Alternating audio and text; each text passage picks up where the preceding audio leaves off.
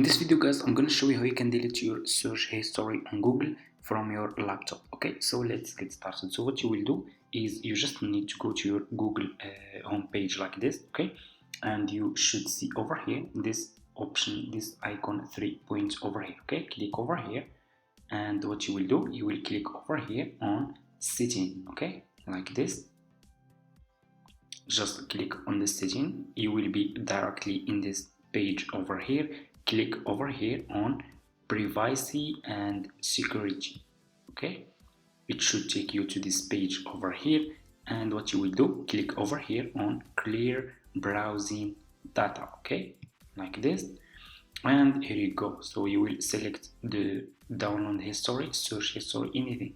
You can delete cookies and data, the size data, and so on. Okay, so what you will do next, just click over here on clear data. Okay, and your search history will be deleted, and that's how you can delete search history on Google. Thank you so much for watching guys. Hope this video is helpful for you. Don't forget to subscribe to this channel, leave a comment, and see you in my next video.